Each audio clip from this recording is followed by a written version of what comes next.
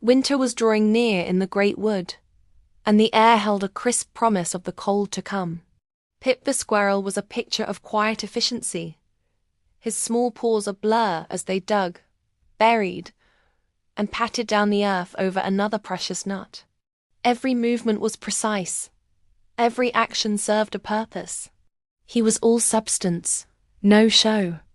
This peaceful rhythm was shattered by a frantic rattling and scrabbling sound. It was Flash the lizard, practicing what he called his elevated stride. He'd lunge forward on his two hind legs. His neck frill flared out dramatically, looking utterly ridiculous. Out of the way! Flash shrieked, skidding to a dusty halt right in front of Pip. Look upon this pace! I will claim the best sunning spot before you settle even one of those silly nuts. Pip simply tilted his head, his gaze calm. You strain your legs, Flash, he said gently. You can't possibly go far at that rate. Nonsense. Flash huffed, trying to stand on his very tiptoes to appear more commanding. I am merely resting at a superior altitude. He wobbled, holding the pose for a grand total of 4 seconds before flopping into the dust with a soft thud. Unstable, Pip observed before turning back to his work. Just then, Cax the jay swooped down, landing on a nearby branch. Is that supposed to be a plan, Flash? He chirped, amusement in his voice. You look like a terrified little dragon. You're trying so hard to impose your opinion, but it's receiving no resonance. Nobody's impressed. My judgment is flawless, Flash retorted, scrambling to his feet and puffing out his chest. I possess perfect self-confidence and I accept no criticism. Self-confidence receives no approval on its own, Cax stated plainly. True results come from building a sturdy nest, not just shouting that you have one. As if summoned by the commotion, Xanthus the peacock emerged from the trees, fanning his shimmering, iridescent tail into a magnificent arc.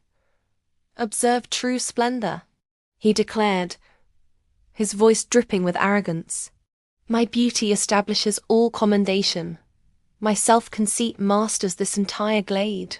Flash, still covered in dust, grumbled under his breath. Your tail is a burden. It just slows you down. The noise attracted yet another character. Balthazar the baboon swung down from a high branch, landing with a heavy thud and beating his chest. Useless show, he boomed, glaring at everyone. I tell you all what to do. My domineering way is the only way. He pointed a thick finger at a bush laden with thorny berries. I claim it. Now, gather the berries for me. Eager to impress the imposing Balthazar, Flash launched back into his elevated stride, lunging awkwardly toward the bush. But his unstable gait was his undoing. He tripped, tumbling head over heels directly into the thorny branches. He became hopelessly tangled, his frill deflating as thorns pricked his skin. Xanthus, not wanting to be outdone, tried to follow, but his magnificent tail snagged on every branch and twig, leaving him ruffled, stuck, and looking anything but splendid. Balthazar scoffed at their failure and marched toward the bush himself. But his heavy, forceful steps disturbed a hidden wasp nest. An angry swarm erupted, driving him back with dozens of painful stings. For all his bluster, his authority had mastered no one, not even a tiny insect. Meanwhile, Pip, having finished burying his winter stores, sat back and calmly cleaned his whiskers. He looked at the chaos before him, Flash picking out thorns, Xanthus trying to untangle his feathers, and Balthazar nursing his stings. All this display, Pip said softly, his voice carrying in the sudden quiet. All this self-confidence and self-commendation, all this demanding, it's like stale food or excess fat. It is detestable because it is wasteful and unnatural. Those who stand on tiptoe do not stand firm. Those who take the longest strides do not walk the farthest. He paused, letting his words sink in. True endurance and true worth come not from the height of a leap or the volume of a boast.